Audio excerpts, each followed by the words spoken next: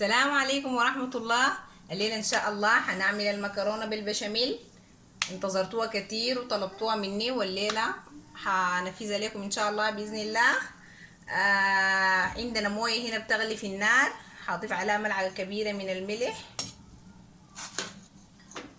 وهضيف ليها المكرونة بتاعتي.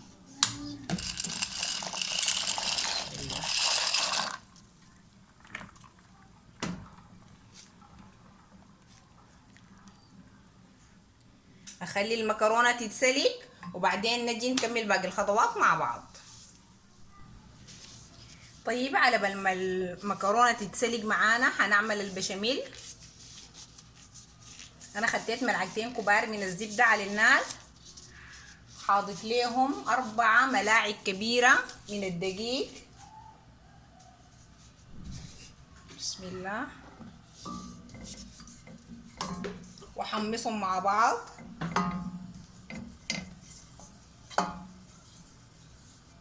ممكن تزيدي الزبدة وممكن تزيدي زيت مع الزبدة.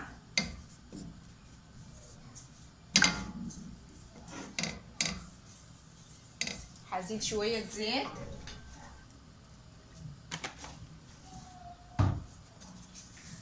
احمصهم كويس، احمص الدقيق مع الزبدة.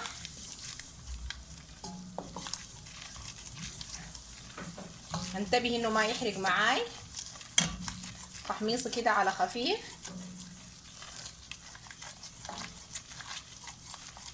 بعد ذاك اضيف 4 كبابي من الحليب، او ممكن شوربة، بدل الحليب تعملي شوربة.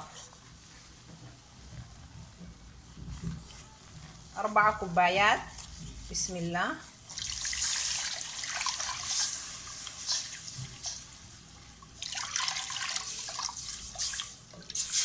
ديل كده 3 كوبايات. هضيف لهم الكوباية الرابعة،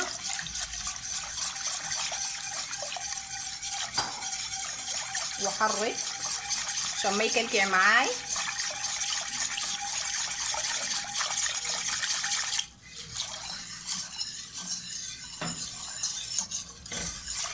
افضل احرك لغايه ما يتقل معايا الخليط.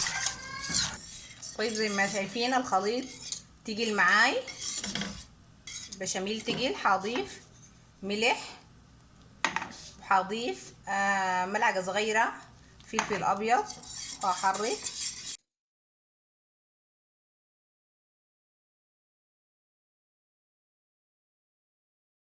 كده خلاص، غلوه واحده واقفل منه النار. كده الخليط بتاع البشاميل جاهز معاي. خلاص كده البشاميل غلى معاي، هقفل منه النار وكده بقى جاهز معانا. دي هنا المكرونه بتاعتي خلاص اتسلقت. هضيف ليها البشاميل، بس هخلي منه شويه للوش.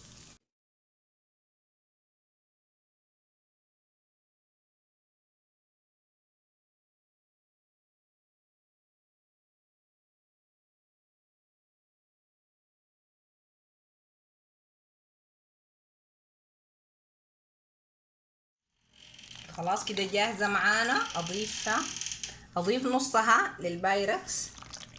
بسم الله. والصينيه اللي هعمل فيها المكرونه هضيف نص الكميه.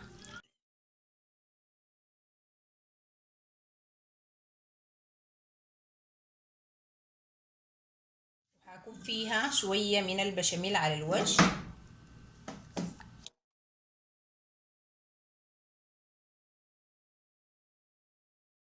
نجيب اللحمه المعصجه بتاعتنا،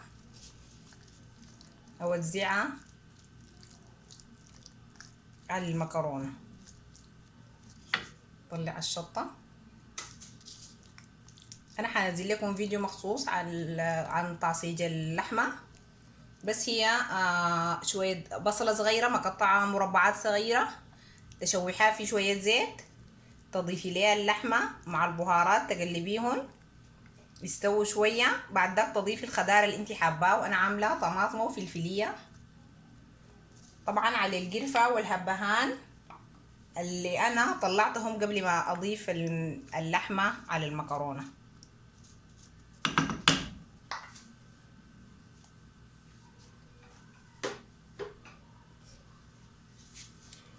نضيف باقي المكرونة، الكمية بتاعتنا الباقية كلها.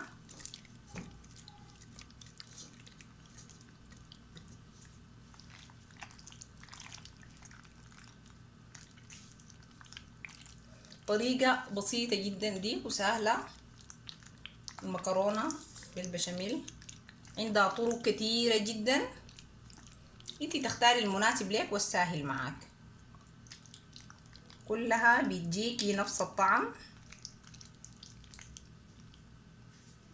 في ناس بيخلطوا اللحمة المفرومة مع المكرونة مباشرة، ما بيكبوها في النص كده مع البشاميل، كله مع بعض بيخلطوه كله مع بعض ويكبوه في الصينية وبيدخلوه على الفرن. بس في النهاية يعني انتي ورغبتك عايزة شنو والاسهل ليكي شنو تعمليه. بس دي الطريقة التقليدية طبعا، طريقة سهلة. حاضيف باقي البشاميل اللي اتبقى لي كله على الوش.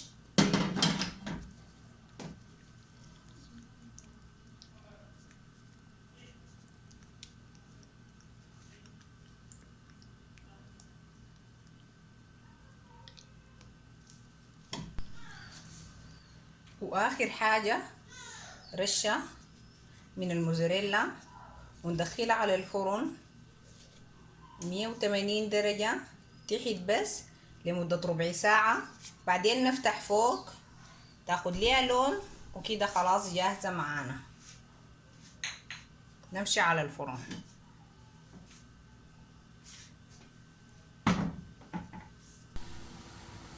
وطيب يا جماعة، ده الشكل النهائي للمكرونة بتاعتنا، حاجة جميلة وطعم عجيب.